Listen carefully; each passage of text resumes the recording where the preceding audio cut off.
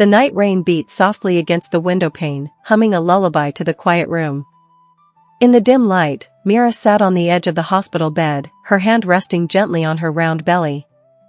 She was 7 months pregnant, and alone. Again. She stared at her reflection in the glass, wondering how she got here. Not just the hospital, but this life, this moment. The woman in the mirror looked strong, but tired. Hopeful, yet scarred. Pregnant, but determined. Mira had always been the kind of woman who never waited for life to happen, she chased it. She built a career in tech, moved to a new city by herself, and lived without apologies. But when she met Depo, everything changed. He was kind, witty, the sort of man who walked like he had time for everyone. They had fallen hard, fast. It was the kind of love you read about in novels. They made plans, whispered about the future, laughed about the names of their unborn children. Then she got pregnant, and he changed. At first, Depo seemed shocked. Then detached. Then gone. No calls. No explanations. Just silence. Friends told her to terminate. Others told her to go back to her senses and focus on her career. But Mira, stubborn, bold Mira, chose something different. She chose the baby. Even with her pregnancy, she kept working long hours, refusing to let her promotion slip by. She walked into meetings with swollen ankles and a swollen belly, shutting down any doubts with nothing but competence and grace. Even with her pregnancy, she took self-defense classes. She wasn't going to be a victim of her circumstances. Not now, not ever. Even with her pregnancy, she volunteered at a shelter every Saturday. She said it reminded her how powerful women could be, even when broken. But it wasn't until the accident that people really began to understand who Mira was.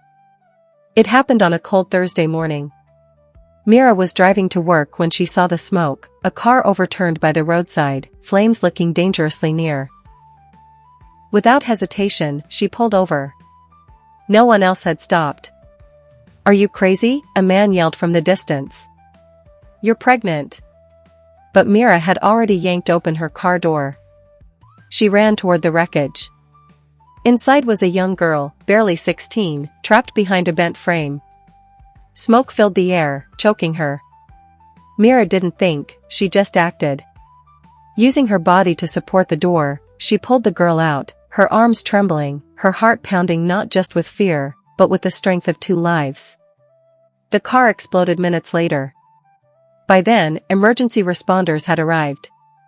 Mira sat on the grass, gasping for breath, one hand on her belly, the other holding the trembling girl close. They called her a hero. Headlines read, "Pregnant Woman Saves Life from Burning Car." Social media blew up. Some criticized her recklessness. Others called her a legend. But Mira didn't care about the attention. She only cared about the life growing inside her, and the lives she could still touch. A few days later, in the quiet of her apartment, Mira received a knock. It was Depo. He stood at the door, thinner, guilt painted on his face like ash. "I saw what you did," he said. "I don't even deserve to stand here." Mira looked at him for a long time. She had imagined this moment many times. She thought she would scream. Maybe cry.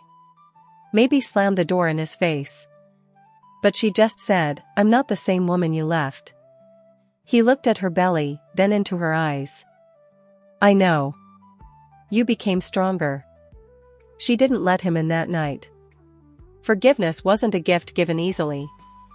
But that door wasn't fully shut either. She had a child to think of now, and herself. If Depo wanted to be part of their story, he would have to earn it.